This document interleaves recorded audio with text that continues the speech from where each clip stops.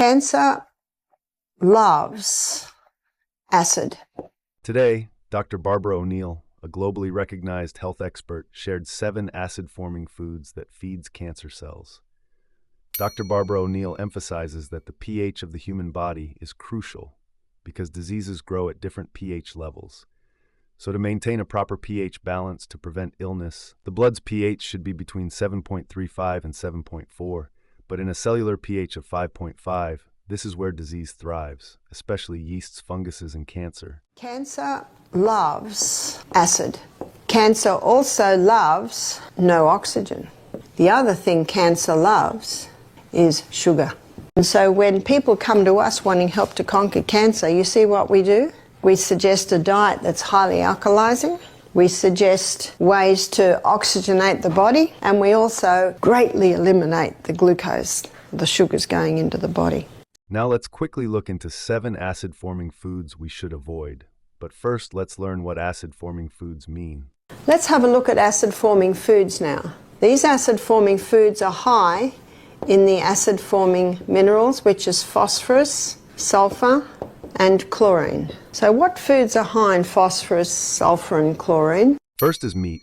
So what foods are high in phosphorus, sulfur, and chlorine? Meat. This explains why Dr. Colin Campbell found he could turn cancer cells on and off like a switch by the amount of meat and dairy products he was giving the rats.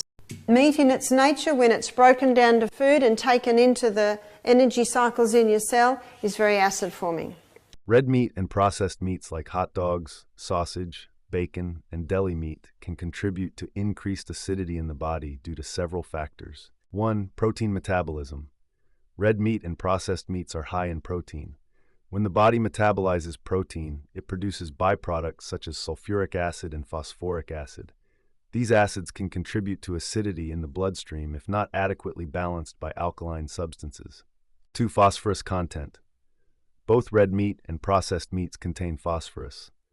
While phosphorus is essential for bone health and energy metabolism, excessive intake, especially without sufficient calcium intake, can lead to increased acidity in the body. Phosphorus can influence the body's acid-base balance by affecting the kidney's ability to excrete acids. Next is wheat. The hybridized wheat, the hybridization of the wheat created a lot more of the acid-forming minerals. Considering how essential wheat is to many of our meals, let's go deeper into the actual problem with the wheat.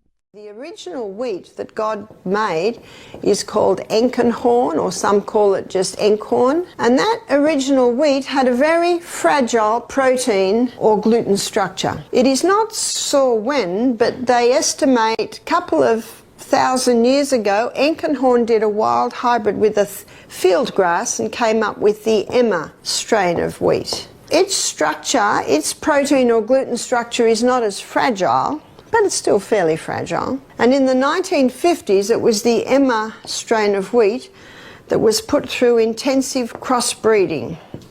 And it came up with the hybridized wheat that we know today. That hybridization of the wheat created an incredibly complex gluten or protein structure.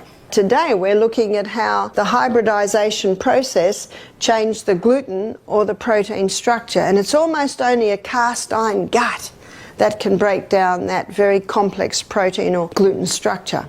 That explains why so many people are gluten intolerant today. By the 1990s, every pasta, every pizza, every biscuit, cake, cookie, donut, cereal, bread, it's all made out of the hybridized wheat. You see, the farmers love it, and I don't blame them for loving it because they get 6 times more grain per acre.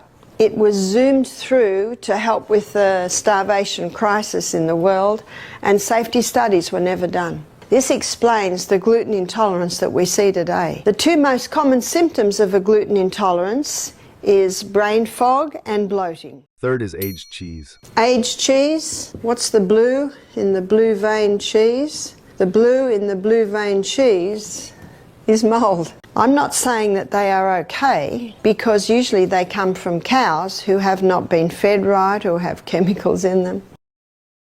Aged cheeses contain higher levels of tyramine and histamine, which are breakdown products of the amino acid tyrosine. These compounds can potentially trigger histamine responses in sensitive individuals, which may include symptoms like gastric acidity. Next is caffeine. Caffeine, all your caffeine foods and drinks have an acid effect.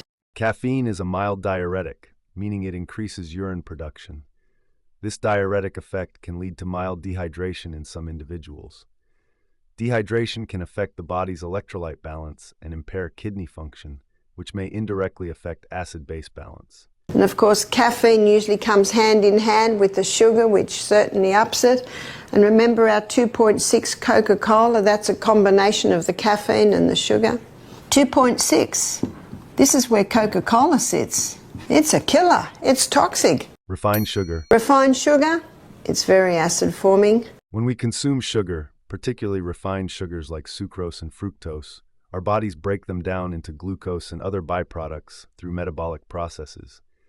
This metabolism can produce acidic byproducts such as lactic acid and carbonic acid. Next is alcohol. Alcohol is not a food, but it creates an acid environment in the body. Tobacco is not a food, but it also creates an acid environment in the body. Alcohol breaks down in the body to acetaldehyde. And acetaldehyde is a neurotoxin. We don't want a neurotoxin. A neurotoxin is a brain killer. Alcohol is known to irritate the lining of the stomach.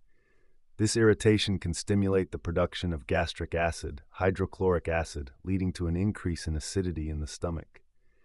Excessive alcohol consumption can exacerbate this effect. When alcohol is metabolized in the liver, it produces acidic byproducts such as acetaldehyde and acetate. These byproducts can contribute to overall acidity in the body.